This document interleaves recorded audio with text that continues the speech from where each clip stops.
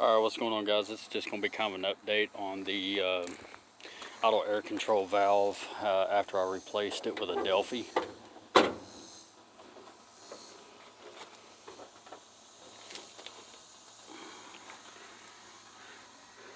There's the new auto air control valve, which is Delphi. And this car is running a lot better. Let me get my key out real quick.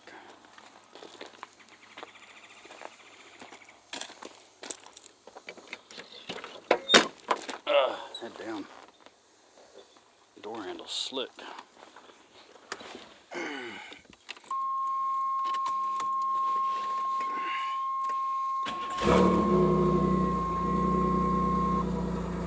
Now notice how it idles compared to the other video that I had. Now what the hell's my RPM tech doing? Wow, that's never done that before. Never done that before. Strange.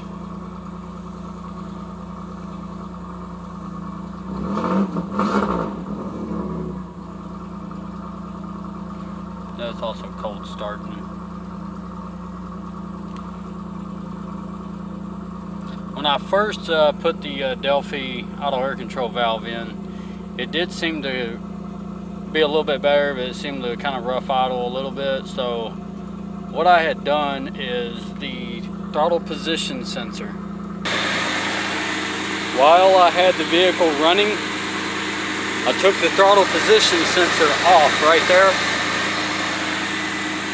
And when I pulled it out, I just turned it down, stuck it back in, and then turned it back, and then bolted it right back up.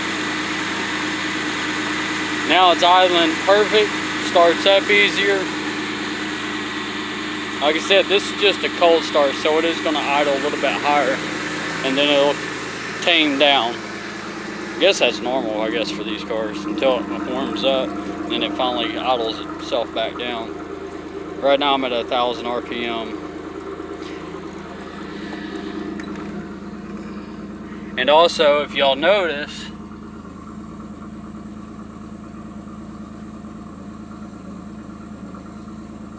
my tachometer is staying idle. It's not fluctuating back and forth or anything like that. So that's the way it's supposed to be. The other video that I showed on here, you can see the needle just kind of going back and forth a little bit. But it's actually staying where it's needing to be, you know, stable and stuff, which, like I said, this is actually a cold start, and once it kind of warms up a little bit, then the RPMs will drop around, I think, 600 or 700 RPMs roughly.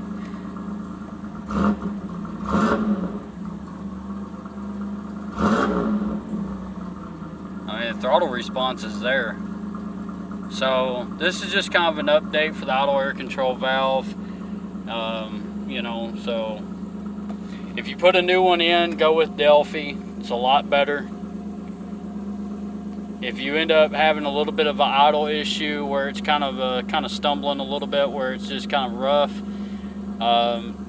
you may need to take the throttle position sensor off, turn it down, and put it back on, and then screw it back in. They say, I guess on these cars, they said that it's not adjustable for the V6, but it looks like they may be. So, I know on the, what is it, the 5.7 for these cars, the 350s, fuel injected, I think is the ones that are adjustable, where you can leave it hooked in and you can just turn it back and forth a little bit. This one here, just pull it off a little bit, turn it down, stick it back on, and then re-screw it in. But idling has been a lot better, a lot smoother.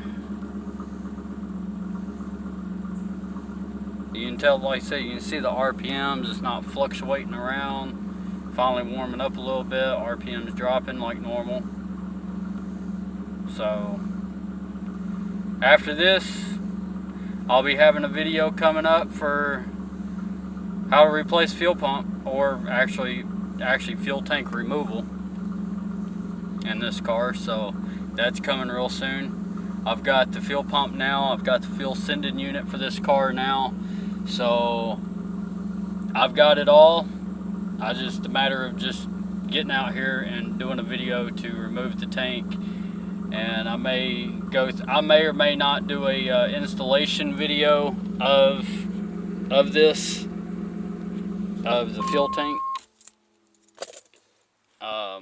I may, like I said, I may just do kind of a removal. I probably won't do a installation of it, because everything's just going to be basically going back the way you pull everything off. Now I may run into the cleaning of the tank and stuff. That might be on a separate video. I don't know. We'll see how it goes and everything. But I just kind of wanted to make an update for this, you know, so that way it shows y'all, you know, that the vehicle is running a lot better. But kind of what tripped me out is when I started this thing up, and the RPM gauge just kind of went a little bit crazy. I mean, there could be a little bit of problem with the deadgum gauge, because I know on these third gens, they've got their little issues with their gauges. So hopefully it's not going to be one of those to where it's going to be one problem after another problem after another problem after another problem, because that crap gets old.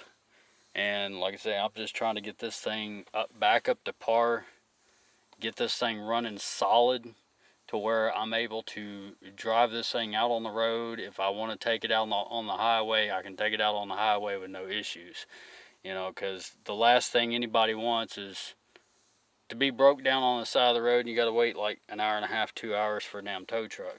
I'm not going through all that.